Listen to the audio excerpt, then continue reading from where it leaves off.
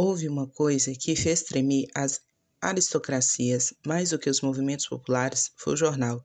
Devia ser curioso vê-las quando um século despertou ao clarão desse Fiat humano, era a cúpula de seu edifício que desmoronava. Com o jornal, eram incompatíveis esses parasitas da humanidade, essas fofas individualidades de pergaminho alçado e leitos de brasões. O jornal, que tende à unidade humana, ao abraço comum, não era um inimigo vulgar, era uma barreira, de papel não, mas de inteligências, de aspirações. É fácil prever um resultado favorável ao pensamento democrático.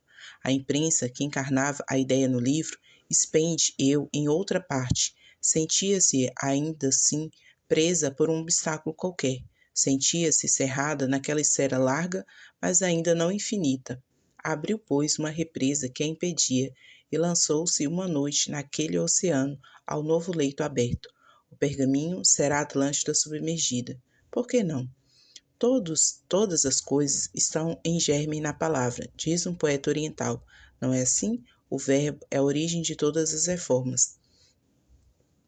Os hebreus, narrando a lenda de Gênesis, dão à criação da luz a precedência da palavra de Deus.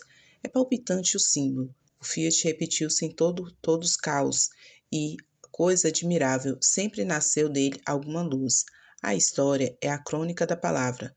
Moisés no deserto, Demóstenes nas guerras helênicas, Cristo nas sinagogas da Galileia, Hus no púlpito cristão, Mirabeau na tribuna republicana, todas essas bocas eloquentes, todas essas cabeças salientes do passado, não são senão o Fiat multiplicado, levantado em todas as confusões da humanidade.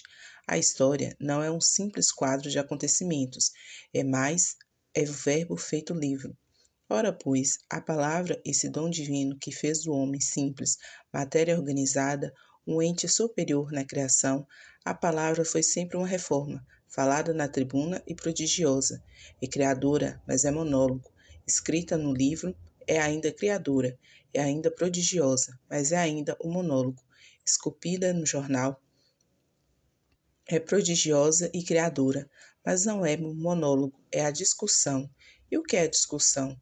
A sentença de morte de todos os status quo, de todos os falsos princípios dominantes. Desde que uma coisa é trazida à discussão, não tem legitimidade evidente, e nesse caso, o choque da argumentação é uma probabilidade de queda.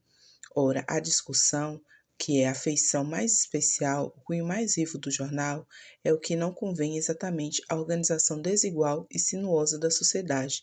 Examinemos. A primeira propriedade do jornal é a reprodução amiudada, é o derramamento fácil em todos os membros do corpo social. Assim, o operário que se retira ao lar, fadigado pelo labor cotidiano, vai lá encontrar, ao lado do pão do corpo, aquele pão do espírito, hóstia social da comunhão pública. A propaganda, assim, é fácil. A discussão do jornal reproduz-se também naquele espírito rude, com a diferença que vai achar um terreno preparado. A alma torturada da individualidade ínfima recebe, aceita, absorve seu labor sem obstáculo. Aquelas impressões, aquela argumentação de princípios, aquela arguição de fatos. Depois de uma reflexão, depois de um abraço que se ergue, um palácio que se invade, um sistema que cai, um princípio que se levanta, uma reforma que se coroa. Malévola faculdade, a palavra. Será ou não o escolho das aristocracias modernas, este novo molde de pensamento e do verbo? Eu o creio de coração. Graças a Deus, se há alguma coisa a esperar, é das inteligências proletárias. As classes ínfimas das superiores, não. As aristocracias dissolvem-se, diz um eloquente irmão d'armas. É a verdade, a ação democrática parece reagir sobre as castas que se levantam no primeiro plano social. Os próprios brasões já se humanizam mais, e alguns jogam na praça sem notarem que começam a confundir-se com as casacas do agiota. Causa riso. Tremem com este invento que parece abranger os séculos e rasgar desde já um horizonte largo às aspirações cívicas, às inteligências populares, e se quisesse suprimi-lo, não seria mal para eles. O fechamento da imprensa e a supressão da sua liberdade é a base atual do primeiro trono da Europa. Mas como?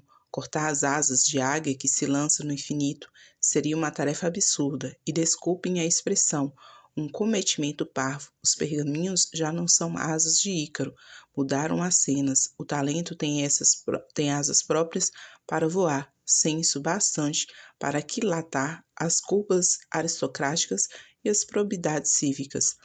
Procedem essas ideias entre nós? Parece que sim. É verdade que o jornal aqui não está à altura de sua missão. Pesa-lhe ainda o último elo. Às vezes, leva a exigência até a letra maiúscula de um título de fidalgo. Cortesania fina, um abono da verdade. Mas não importa, eu não creio no destino individual, mas aceito o destino coletivo da humanidade. Há um polo atraente e fases a atravessar. Cumpre vencer o caminho a todo custo. No fim, há sempre uma tenda para descansar e uma relva para dormir.